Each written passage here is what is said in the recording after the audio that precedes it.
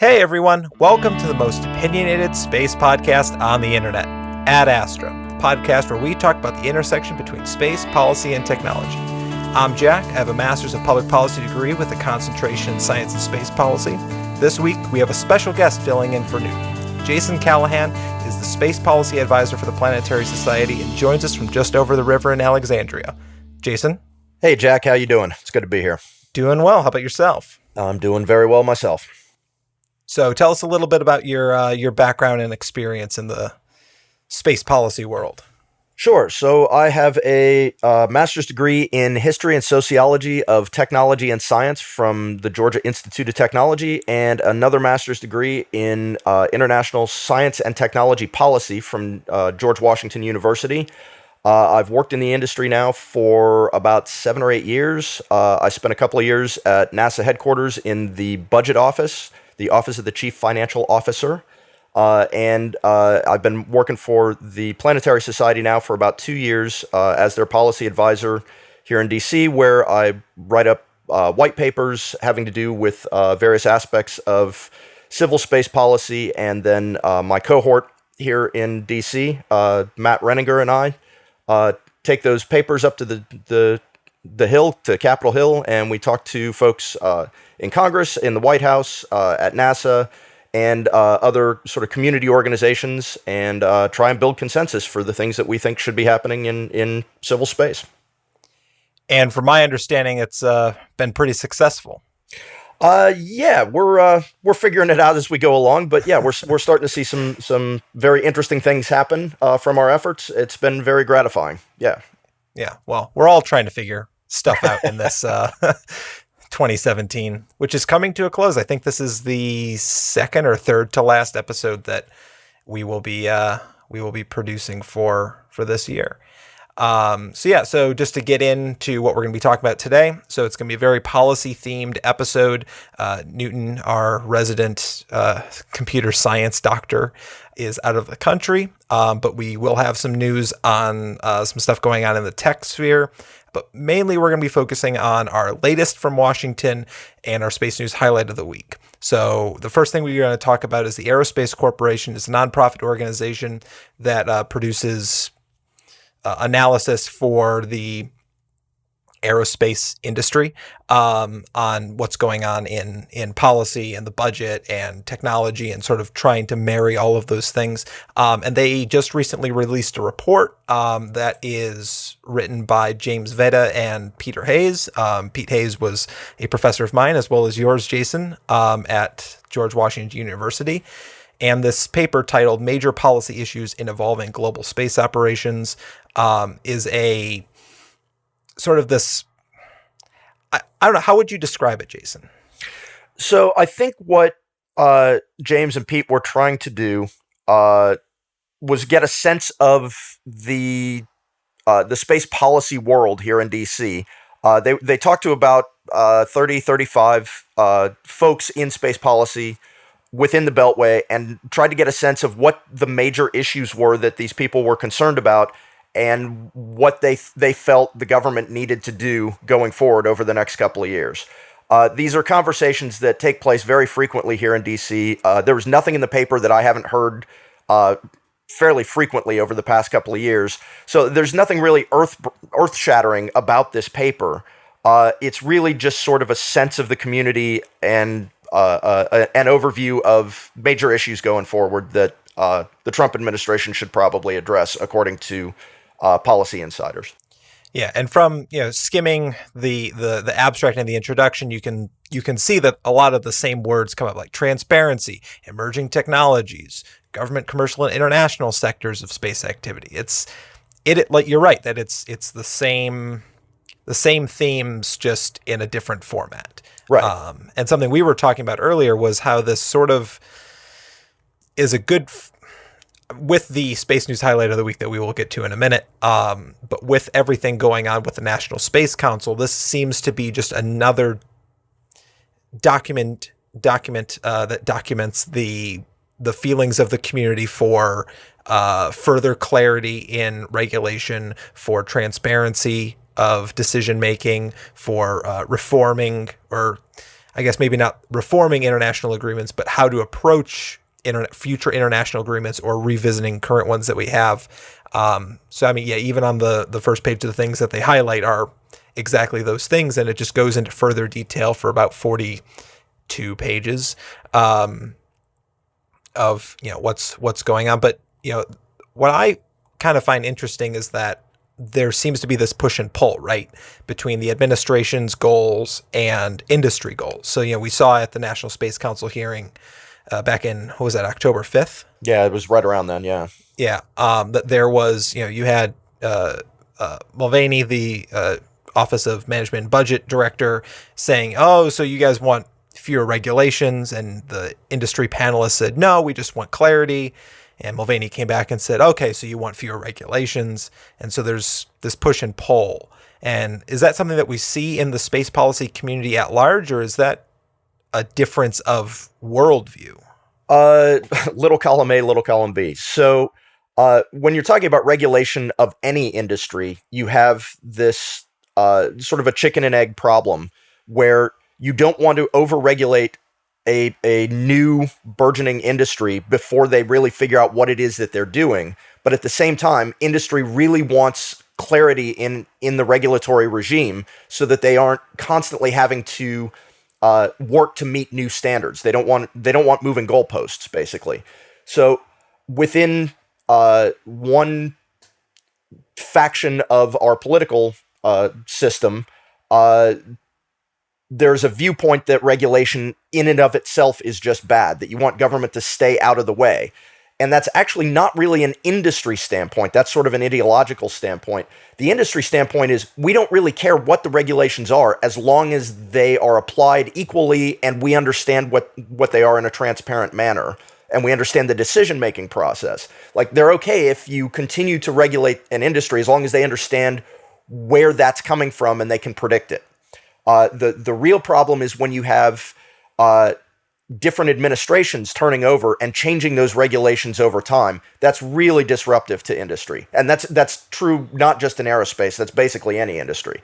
So what you're seeing is a new administration coming in with a different viewpoint on how to regulate or not in industry than the previous administration. And industry is basically just saying, look, just don't rock the boat too much. Just make it predictable. That's basically what they're asking for. One of the talking points I keep hearing is that we're on the cusp of the next era of a space renaissance. So is that, I guess that goes into why industry is so concerned about what's going on in the administration and in the Congress, is they don't want to be in this. I guess would it be a blossoming industry or a volatile industry? I mean, could we see a space bubble forming? The interesting thing is it's really not a push of brand new technologies that need regulation that's occurring. It's really more a way of doing business than it is a new business, right? So you're seeing new actors coming into the aerospace arena who basically want to sell services rather than products to the government.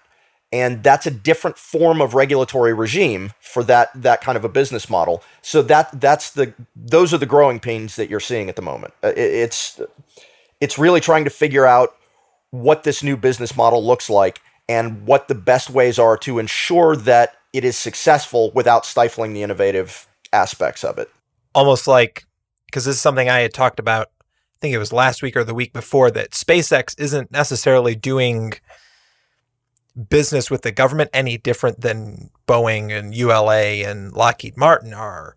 They're just adding on these new features to the service. Well, yes and no. So Lockheed and Boeing traditionally have built rockets for NASA or for the military to their specifications and then sold those rockets to the government. And what SpaceX is basically trying to do is build a rocket to its own specifications and then sell the launch service to the government, but SpaceX retains the ownership of the rocket itself. So it's a very subtle difference, but it is different. And the regulations for those differences are difficult to figure out Because previously, things like indemnification, insurance on the launch vehicle, if the government is purchasing the rocket, then the government is on the hook for the insurance. If SpaceX actually owns the rocket and they're selling a service of lifting a payload into space for NASA, then SpaceX technically should have the indemnification responsibilities, not the government. But those indemnifications can be really, really expensive for a single company. And on top of that, if you're lifting a government payload, the government wants to make sure that capability either makes it to space or the government recoups some money for should it explode. They want to make sure that they're covered as well. So it's really subtle, the differences that you need in your regulation of this new way of doing business, even though the rocket isn't significantly different than what we've seen before. The ability to land the rocket and all of that kind of stuff notwithstanding. That's interesting, and it's a cool new technology, but that's not going to radically alter the business model of what's going on initially. So the regulation of the new rocket technology is very, very secondary to the new way of doing business. It's interesting that you brought up indemnification because with the commercial crew contract that both Boeing and SpaceX have, and at one point Sierra Nevada had as well, but that's another story. That in the contract, the government covers up to $500 million in coverage for, say they launch and it lands on Miami, they cover up to about $500 million. Everything above that is for the company to cover. Right. And that's different than it used to be. Like during the Apollo program, if an Apollo had crashed in Spain, the U.S. government would have covered any of the damages, which is actually written into the Space Treaty of the United Nations. So it's another interesting part of our regime, our regulatory regime. The government is still on the hook if SpaceX crashes a rocket into Europe or Russia or China. The question is, will the government just pay that money out of taxpayer funds, or will they, force this company to purchase enough indemnification on their launch capability to cover any potential damages in these other countries to keep us in accordance with our obligations within the UN Space Treaty? And so how does that, I guess, interplay with reducing of cost of the launch services? So that's why everyone loves SpaceX, right? Is that, it's going to make space so much more accessible. It's going to be half as expensive as ULA or a third of as expensive, whatever the crazy numbers are that come up. I guess, what's the interplay between regulation and innovation there? So again, that's a really interesting question, and we still haven't seen the end of it yet. This is still something that's very much in play.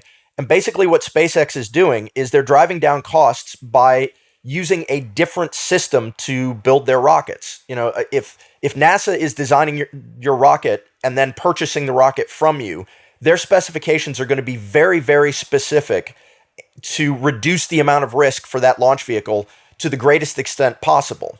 Well, if SpaceX is looking at a commercial market, perhaps they don't need to reduce that risk as much as NASA wants.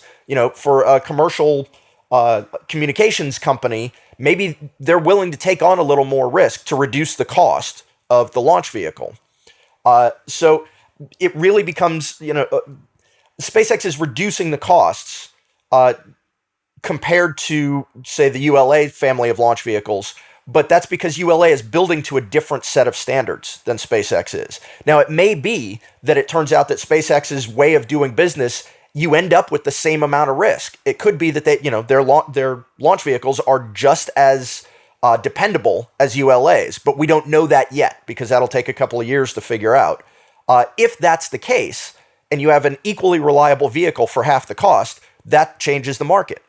If you instead end up with a launch vehicle that is less reliable than, say, an Atlas V, then you're paying less, but you're paying less and taking on more risk. And it's not clear yet how that all plays out. So from a regulatory standpoint, how do what are the regulations that allow that market to work itself out? How do you not stifle SpaceX while at the same time make sure that you end up with reliable rockets for particular payloads, military or civil, that you can't afford to lose. So that's the dynamic that we're really seeing play out at the moment. And this is the argument that this paper is trying to make: is you don't want to overregulate, but you also don't want to underregulate. The right amount of regulation, that very fine line. Yeah, and it's a pendulum. You're never going to get it perfect. It's always going to be a little too much or a little too little, and you just want to make sure that it's not a lot too much or a lot too little.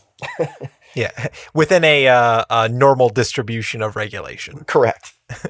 Yeah, and that's interesting. The one what I'm looking at right now is one of their themes is that emerging technologies inherently come with risk, so that from both the regulatory and the, I guess, operations side of government, that they sort of need to accept that and invest in these emerging technologies. So on the regulatory side, what we were just talking about, that just allow for to clear up some of those questions on where we stand with emerging technologies. But then on the operations, the contractual side, I mean, we're seeing tomorrow, it was supposed to be today, but it's tomorrow now, that SpaceX is flying CRS-13 to the space station, the cargo mission, on a reflown rocket that flew for CRS-11.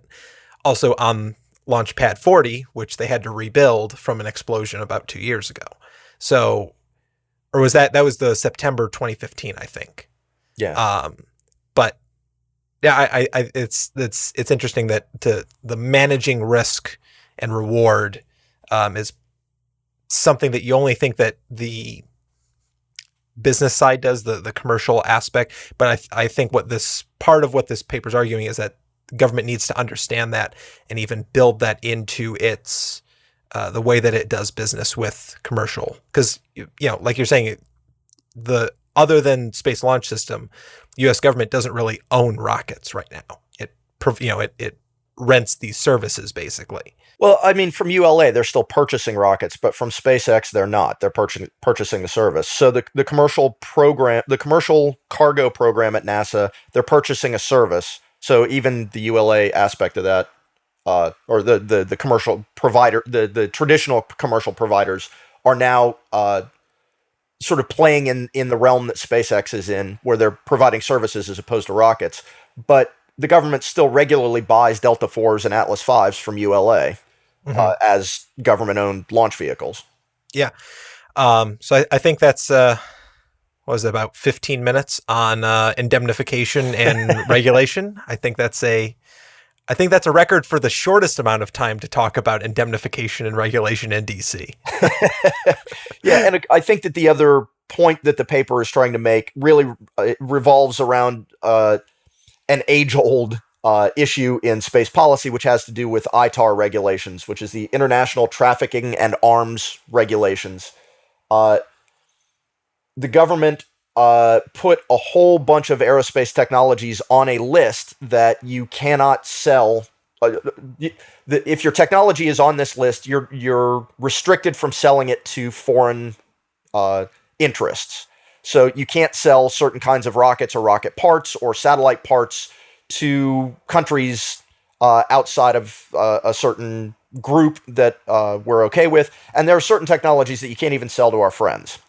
That list is widely seen within the aerospace community as overly restrictive, and the regulations have really not been changed in a long time, probably 20 years or so, to any significant degree. And a lot of these technologies are, it's sort of, the list has been overcome by events. Like either other countries have come up with the technology, so now we're really just hurting our market by not being able to play in that realm, or the technologies really aren't as in demand from a military standpoint as they might have been 20 years ago. And so again, we're just really hurting industry by not allowing them to market their wares. So that's another part of this paper, is just requesting that the government sort of re-examine this list and try to update it to some degree. And knowing this administration, they don't have a problem throwing things out that have been long-standing for more than a couple years. Sure. And again, the danger is that you over deregulate. And, if you toss the whole list out, there are actually some technologies on there that you probably don't want the North Koreans to have. So the request is not to do away with the list. It's not to completely deregulate this aspect of the market. It's just to reevaluate it in a common sense fashion, take a look at the technologies and determine whether or not they should actually be on this list, which is something that hasn't been done in a while. So the question is, will this administration grasp that subtlety and go after this with a scalpel rather than a hammer? It'd be interesting to see at the next Space Council hearing, which is in insert number of days here, because no announcement has been made yet, how that gets, maybe some of these themes get brought up in a more direct light. I mean, we don't know what the setup of the next Space Council meeting will be. If it's going to be in a boardroom, really wonky, going through the minutia, then maybe we're going to see some results on the administration side for how they feel on these specific issues. But if we see something like last time where, I mean, it was the first meeting, so they're allowed to be a little grandiose, but I didn't necessarily see as it being a very, I wouldn't say productive. I think there was some stuff that got done and it gave us a clue as to where the administration's headspace was at, but it didn't get done everything that it, I guess, claimed that it would. No, it was an opening gambit. I mean, the outcome of the meeting was basically a request for a couple of reports in a 45-day time period. So that's what you would expect for a first meeting of a Space Council. And historically speaking, they really, Space Councils tend not to get into those minutia details. They're really looking at overarching policy for all of U.S. space policy or U.S. space enterprises. So they're looking at reducing duplicative efforts between intelligence and defense systems. They're looking at encouraging more collaboration between defense and civil aspects. They're looking at clarifying how industry can be involved in government space programs. But they're really not going to, it's unlikely that they're going to go through the ITAR list and figure out specific technologies that should or should not be included. What they're more likely to do is instruct another agency in the federal government to produce some kind of a study on that. Yeah. Which, I mean, even then that'd be, I think, a lot more productive than what I guess the expectation is now of the Space Council. I mean, because it seemed, from at least my perspective on it, it was, I'm not going to say a soapbox, but it was an opportunity for the administration to set their policy priorities out and sort of marry the ideas behind space policy and their ideology. I mean, and like that goes back to the conversation between the commercial space panelists and Mick Mulvaney from OMB. Like, I think that's just indicative of what the overall tone of the Space Council was, and going forward, how it could change to be more beneficial for all portions of government to, have those clear lanes and clear roles, and how they can work with industry and international partners.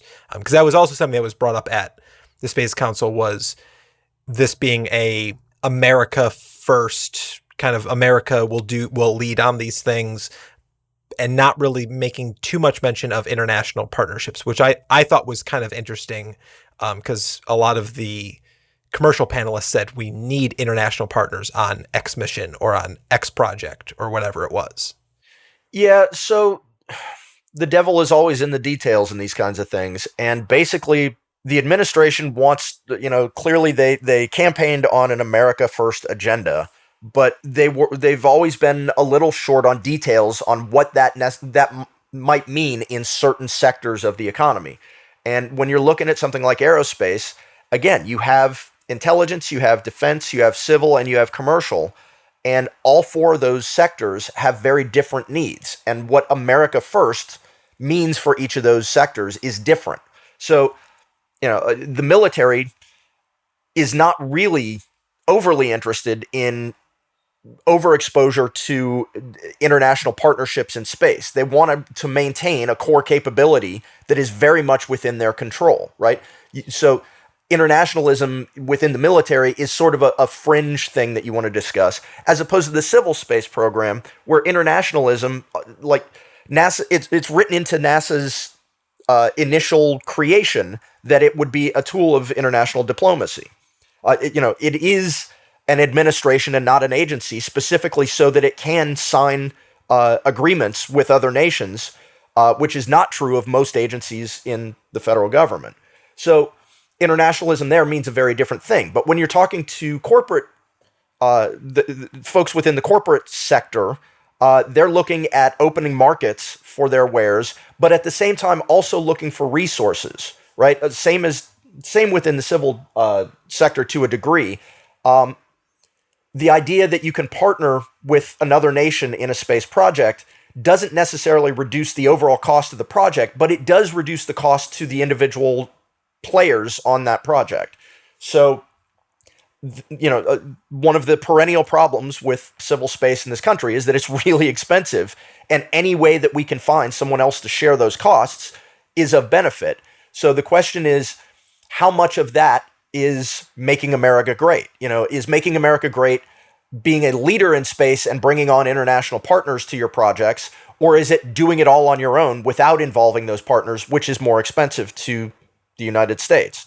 And these are questions, again, as I said, the devil's in the details, and we haven't seen exactly what the administration intends to do in that regard yet. Very interesting points.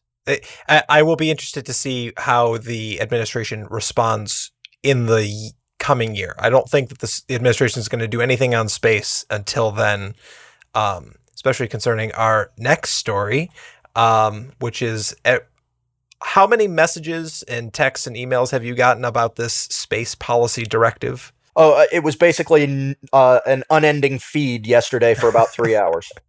Yep. Same over here. So for those who aren't in the know, yesterday was the 45th anniversary of the Apollo 17 moon landing, the last time that humans walked on the moon.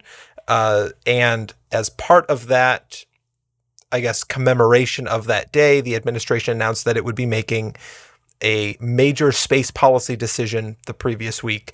And at about 3 p.m. yesterday, they had what seemed to be like a 15-minute meeting on this new, they've been calling it a presidential directive, which it's not necessarily an executive order, so it doesn't have the same legal weight as that, but it's not like a press release because it was a lot, the actual event of it was a lot bigger than a usual press release. But all it did, the Space Policy Directive 1, took the National Space Policy document, which was released in June of 2010 under the Obama administration, and replaced one of the words on page 6, I think, under the civil space section, where it set the milestones for human space exploration, and with the years corresponding to it. So it said, by 2025, we'll have manned missions beyond the moon,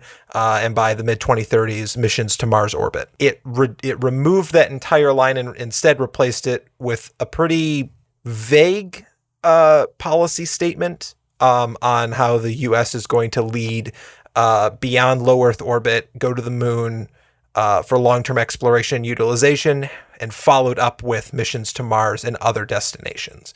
So it took some of the clarity that was established in the national space policy and maybe opened up the loose ends a little bit more. Yeah, so I think the real key there is we're going to go to the moon for further exploration and exploitation.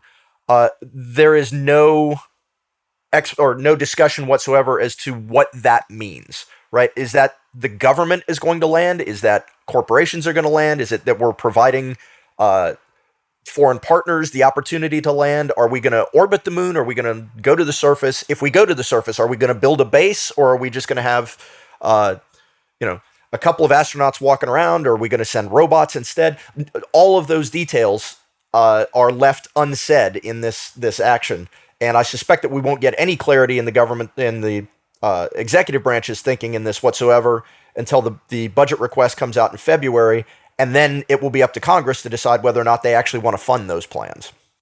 Yeah, because you could see another situation as we had this year. I mean, hopefully not, but of just continuing resolution after continuing resolution until the actual next calendar year. Right. That's, I guess, the current plan. They passed the CR last week to give them a couple more weeks, and they're probably going to just pass another CR to get them into the new year. I actually don't think that's going to happen.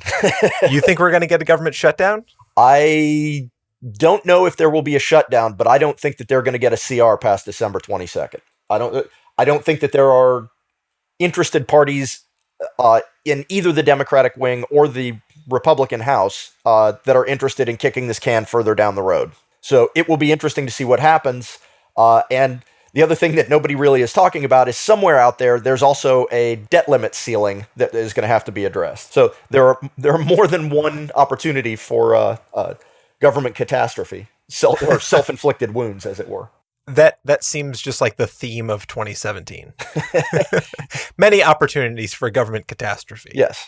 But yeah, that's interesting. After December 22nd, I wonder if what you're saying is right and they don't do a CR, people will have to be working during their Christmas recess. Right. And I think that was actually part of the reason that they limited this CR until December 22nd was specifically to come up against the Christmas holidays as another point of pain to force people to make decisions. Well, yeah, because they don't want to go back to their district during the time of giving and tell them that they can't work with the people of the opposite party to come to a deal on funding the government. Yeah, it just, it doesn't look good to send, 3 million or 6 million people home from work without pay and then take a vacation. That's the optics on that are not good. Well, I can already see the ads that are going to be run next year of poor little old ladies trying to keep warm in the cold winter as Congress deliberates. Well, and that's the interesting thing, right? Is, you shut the government down and you've probably got about 3.5 weeks, depending on where the shutdown happens in the calendar, before the average person really starts to feel the pain. So government workers feel it immediately. But it's really not until Social Security checks aren't being mailed that the rest of the population sort of sits up and takes notice and says, wait a minute, what's going on here? Yeah. Well, I mean, the last shutdown was only 16 days, so just within that time frame. That's right. And it was like middle of October, too, so it was... Yeah, and they basically came to a conclusion on that right before Social Security checks were not going to be mailed because they knew that, from a politician's standpoint, when people can't pay bills or get medicine, that becomes a real world problem.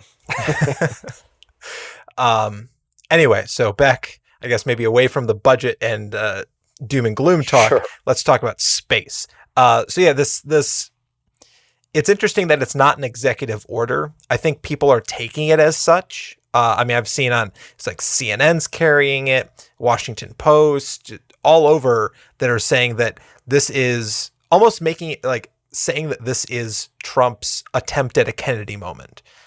Notice I said attempt. Yeah, and I think basically every presidency since Kennedy, with a couple of exceptions, has tried to have a Kennedy moment for space, and they rarely, if ever, work out. That said, there is a very serious technical difference between an executive order and a presidential directive. An executive order tends to be about enforcing a law and instructing particular agencies to do very specific things. Presidential directive is more of a guideline for the entire federal government, the entire executive branch, that's intended for multiple agencies to take that as their guiding principle. So it's a subtle difference, but it is a distinct one. So it's like getting an email from HR saying, if you don't have anything nice to say, don't say it at all. Well, it's sort of the difference between thou will do and thou shall do, which, again, it's very subtle, but thou will do means, as an agency, whatever your plans are, they should fit within these guidelines, as opposed to thou shall do, which is you are supposed to do this exact specific thing. Well, it is interesting that the word shall is used quite often in the national space policy, but not in this particular change of it. that Right. everything else about the national space policy stays the same. And this is something I was talking to someone yesterday about it. The national space policy is everyone has a copy of it, right? Like I'm sure I've downloaded a couple times on this computer. Yeah. It's not something that people go to a lot, especially if you're not in the government. I mean, it might be, if you're writing a paper on national space policies, it's a great place to get quotes, but it's not, oh, I wonder if they've updated the national space policy today. It's not something that we keep coming back to. It's not, I guess, as big a statement as people are making it out to be. But that brings up the point of maybe that's the point that the administration is trying to get, is they can do these things that have no real legal consequence, but get all of this good press about it and be able to push their policy objectives in coming into the next budget cycle. Yeah, so I think that's part of it. But the other thing to keep in mind is putting together something like a national space policy is an incredibly onerous task. It took, I know the folks who put the last one together, or that shepherded it through, and it took them 2 years because you have to get agreement from a huge portion of the federal government. That every little sentence is eviscerated for meaning by every agency to make sure that their needs are met. So it's this incredibly tasking process to go through and get sign off from every single stakeholder. And like I said, it took 2 years to do the last time. So the idea that you would go through and just change one sentence, that alone probably took a tremendous amount of work, but it's something that you can do in months as opposed to years. So the idea that they would readdress the entire national space policy in the first year of an administration is just, that's a Herculean task that nobody expected. So, the idea that you would go through and sort of edit this as you go along makes a lot of sense. So could this maybe be an indication that the administration is looking at creating their own national space policy? I would be fairly surprised if they didn't. And I think that that's really one of the big goals of a National Space Council, is to look at all of the issues from previous policy and determine what's working and what's not, and figure out what it is that they want to change. So I suspect that there is probably a larger edit at the minimum, and possibly an entire new document that will be in the works. It's a question of how long it takes to put it together, but I suspect that the National Space Council will be at the head of shepherding that process through. Theoretically, having a National Space Council would make it almost a little easier to do that, right? Because if you already have them in the room. Yeah, so it centralizes the process into a single organization, as opposed to having, a couple of people within the White House that are sort of running around trying to herd all the cats. The higher level engagement you have on a document like that, the easier it is to get people to pay attention to it. So having someone like a vice president taking that seriously gives it more visibility and gives it more, gives it more of a kick. People will pay more attention to it more quickly rather than letting it languish on a desk for a month. Yeah, I mean, because the office of the vice president does carry some weight, I hear. It can. Yeah, it doesn't always, but it can. It depends on how seriously the president takes the office of the vice president. And with putting Pence in charge of the National Space Council, that it seems to be that the administration does care about this issue and wants to see that this could be their area that they could get some wins in. Yeah, I agree. And more than that, Vice President Pence seems very interested in this area. Space is sort of a realm that vice presidents have historically sort of taken on as their own task, some with greater enthusiasm than others. And Pence seems to really be interested in this particular area. So I think that's good. I hope that that's true. That, if he's paying that much attention to it, one would hope that it will gain some of the necessary attention from the rest of the government that it deserves.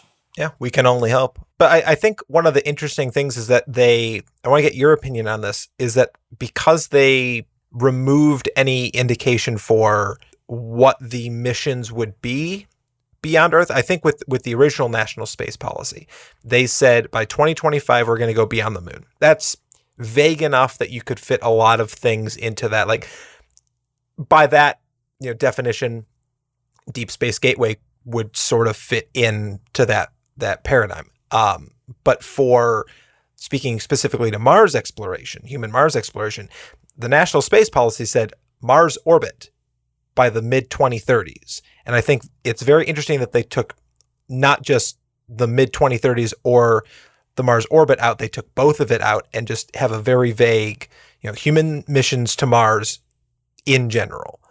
Does that mean that they're less interested in Mars, or are they saying that they're reevaluating this current architecture that we have going? I think it's the latter. I think it's a reevaluation of what we're doing. That said, technically, getting to Mars orbit in the early 2030s was always going to be a challenging schedule. That was really looking at the schedule and saying, if everything goes right and we get all the funding that we need, we can possibly do that. So I think to a certain extent, it's an acknowledgement that the challenges are real and they are difficult. And if we don't get there in 2033, it's not an abject failure of the program. The other side of that, though, is if you go to the moon and you build a lunar base, that will become the focus of the space program, of the human side of the space program, for a generation, as we saw with the International Space Station, and it could push the Mars goal out to the 2050s or later. And I personally see that as a bit of a danger, because that becomes NASA engaging in an operations oriented endeavor, as opposed to pushing the boundaries of what it's capable of. And unfortunately, with the retirement of Shuttle and the pending retirement of the International Space Station, you have a generation at NASA that's really comfortable with operations, but hasn't done cutting edge work like they did with the Apollo program ever. And so the idea of going and building a lunar base is something that they can wrap their heads around, because it's not entirely dissimilar from what they've been doing for their entire careers, as opposed to going to orbit Mars, which is very different than anything we've done in a generation. So some of this is a reasonable reassessment of what we're doing, but some of it, I think, is actually based in a culture that could stand to be shook up a little more than a lunar base, I think, would effectively shake it up. Is that the reason for Deep Space Gateway, then? Is that it's something that's easier to achieve than maybe a lunar surface base or Mars orbit? Yeah, so it is definitely lower hanging fruit than either of those other objectives. And to a degree, some of the things that you can learn on a Deep Space Gateway would be necessary to do either of the other projects. That said, I think that Deep Space Gateway doesn't, it's not an answer to a single problem. It's an answer to many problems. And those include the fact that we're currently building the Space Launch System with the Orion capsule and the crew module. And we also have these new commercial capabilities that we were discussing earlier, transporting currently cargo and soon crew to the International Space Station. Well, the ISS is slated to only last until 2024, after which those companies don't really have anywhere to go with those rockets. And SLS at the moment doesn't have any destination. So the Deep Space Gateway provides an interesting possibility for both of those assets. It gives them some sense of purpose in a way that they won't have if the ISS just disappears in 2024 and we don't have anything after it. So there's something that I was thinking about, and I've talked to a number of people about, who are either leery about Deep Space Gateway or outright against the idea that it's just ISS Part 2, that we're going to be stuck in lunar orbit for another 15 years, 20 years before we go on to the next step. Is that a reasonable fear, or is that just we haven't done anything like this before, so the closest analog is the ISS? Yeah, I don't think it's an entirely reasonable fear. We had a presentation at NASA headquarters last week, actually, on their vision for the Deep Space Gateway, and it's significantly less effort than what we put into ISS. ISS was a 36-nation effort that took 30 years to build and cost north of $100 billion. I don't think anybody's looking at the Deep Space Gateway and thinking that it would require anywhere close to that level of resources. I don't want to belittle the amount of effort that it would take. We're still looking at like 6 or 8 SLS launches at a minimum to put this thing together. But at the end of the day, it's not intended to house 8 or 10 or 12 astronauts indefinitely for, years and years. It's a much smaller undertaking than that. And it's really intended to be, as it says, it's a gateway. It's intended to be a facility that you can use to then kick off to other purposes, be that going to Mars, be that landing on the moon, whatever it is that you want to do. It facilitates any of those activities. So I don't see it as another ISS. But it is a gateway to exploration. Right. Right. Right. Yeah, and that's an important point. Is the ISS is how the ISS is pretty big. If you really look at what we're talking about with Deep Space Gateway, ISS is massive compared to that. Deep Space Gateway can maybe house about 4 people for 6 months at a time. Yeah. Seems to be the general understanding. Now, of course, there's also the option of creating different modules to latch onto it, commercial partners developing, get Bigelow Aerospace to come in and attach a Beam 330 on there or whatever it is. There's, I think, multiple options for expansion, but it's nowhere near the physical size of the ISS. Yeah, absolutely. And the other thing is you got to keep in mind this project's in pre-phase A, which means that it's really just sort of a series of PowerPoints at this point. They're trying to figure out what it is that this thing is actually going to look like, but I don't think anybody's envisioning, 30 science modules and a crew habitat that'll hold 12 people or any. It's not going to be anything like that. It will have the ability, I suspect, to, as you say, to latch other assets onto it or to facilitate the use of other assets. But I don't think NASA is planning on building any of those entirely on its own. I think that it is opening the pathway to international partners or commercial partners to engage with NASA in this endeavor. Yeah, and then from there, it's just a launch point, right?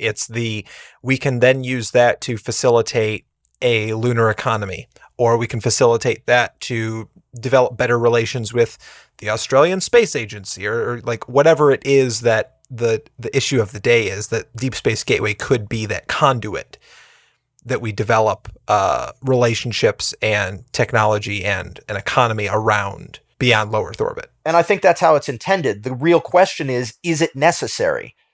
It's what you have to build if you don't know if you're going to the moon or to Mars. If you decide that you want to go to Mars, it's not necessary, but it is necessary if your consideration is also, the burgeoning commercial capability and a destination for SLS and Orion. It answers a lot of questions, but it doesn't answer any of them particularly satisfactorily, but nothing else does either. So it's sort of at this point in the middle of a very big Venn diagram. Right. That's it. Yeah. But it's all the different circles are different colors, so you get this weird muddy brown color in the middle. So that's kind of Deep Space Gateway. Yeah, and the other issue is it's already starting to encounter a lot of resistance within sort of the spaceflight community, and I think it's really early to be doing that. And the interesting thing is, first of all, the human spaceflight community has a long history of being a circular firing squad, which I think is less useful than it could be. But more than that, I'm not hearing a whole lot of alternative plans. Everyone likes to bash it, but they won't come up with their own plan. Right, exactly. Or at least nothing that is rational and answers all of the questions that Deep Space Gateway does. So, I'm not a giant fan of the Deep Space Gateway, but I certainly understand why this thing is coming into existence as it is at the moment. And I don't have an issue with that. I get it.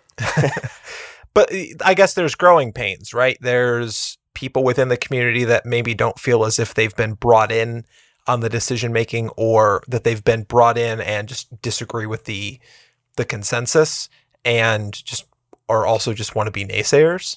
I think there's also that part of it, that if it's not their idea, they don't support it. But once it gets beyond pre-phase A, once we actually start seeing maybe some design concepts. I know back last year, the Next Step program asked for proposals for just basic designs on what this Deep Space Gateway could look like. And until we see those, and until it's a tangible goal, that we can actually see like what we're going to be building and how much it's going to cost and how many materials we're going to need for it, even that's maybe when you're going to see the naysayers die down a little bit. Yeah, we'll see what happens. And I suspect that the initial details will come out again in the February budget request. And then it will be interesting to see whether or not the White House has done the legwork to build support for this in Congress.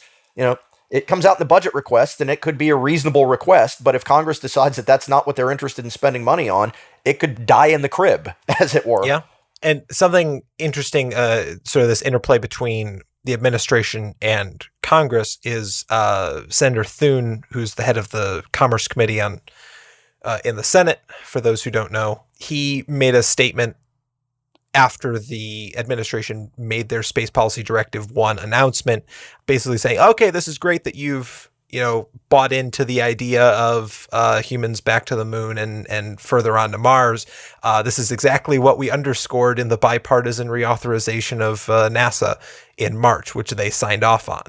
And that's something that I've been telling people is that, it's great that we have this new language to nitpick and to talk about, but the real thing that's pushing NASA to do anything is Congress. I mean, they hold the purse strings. So you see the NASA authorization, the reauthorization that was signed by the president in March, has a call for NASA to come up with that roadmap, which is something we talked about last week on the show, is that this roadmap is going to be the determining factor for what the future of Deep Space Gateway is. I mean, we were just at the Achieving Mars workshop, and I think there were more charts with different configurations of SLS launches than there were people in the room. Yeah, that's very true. So I think once we have that roadmap, right, that's going to clear some of this up. Well, and also keep in mind, it's a large development project. So if you start in February with a budget and it's approved by summer, say, and NASA has the money, that's basically the starting point for the development of this thing. And it's going to take 7 to 9 years to develop at minimum. So whatever this administration, wants to do, it's not likely to actually see the end of this project. So NASA has to take that into consideration as well, and Congress is certainly aware of that. So, what this administration wants to do may or may not be the same thing that NASA wants to do or the same thing that Congress wants to do, and they're going to have to work really hard to build that coalition, and it'll be interesting to see whether or not they pull that off. Or we could just keep the ISS through 2030 and not have to worry about this year. Well, now we're getting into the technical aspects of ISS, and I think ISS is going to decide when it wants to end before we decide when it wants to end. That is morbidly true. Yeah, so that is, I guess, our thoughts on the Space Policy Directive. For anyone who's listening who really wants to know more or wants to hear us blabber on more about this stuff, feel free to submit a listener-submitted question on Facebook, Twitter, or email. But yeah, I think the last thing I wanted to really touch on is there's some latest in tech that I want everyone to be aware of. So the main thing that's happening in the next couple weeks, Blue Origin is resuming test flights out of West Texas. So they have this thing called the New Shepard. The Blue Origin is Jeff Bezos' space company. I was going to say it's Jeff Bezos' SpaceX. Yeah, I don't think he would like that characterization at all. I think my Amazon packages would stop getting delivered at that point. But they're supposed to continue launches between December 11th and 14th, which we're in the middle of that as we're recording this on Tuesday. So we'll see what comes of that. Rocket Lab, the company that built the launch pad in New Zealand, had a last-second abort. They were going to launch at 10:50 p.m. Eastern time yesterday, and they had to abort literally at the last second. Like the first stage engines ignited, and they had to cut it. So it'll be interesting to see how they bounce back from this. So the Electron rocket's a small sat launch vehicle.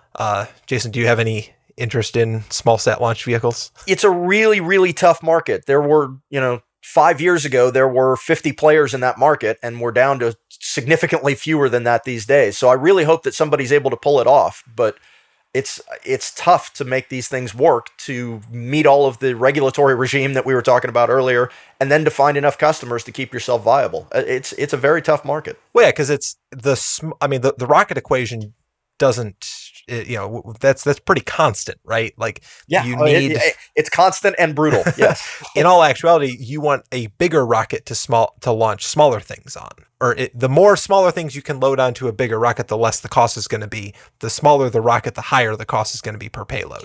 That's generally true, but you can launch more small rockets quickly than you can large rockets. So there is a trade-off on schedule there. Well, yeah, I mean, it takes a lot longer to build a bigger rocket, just from a physical standpoint.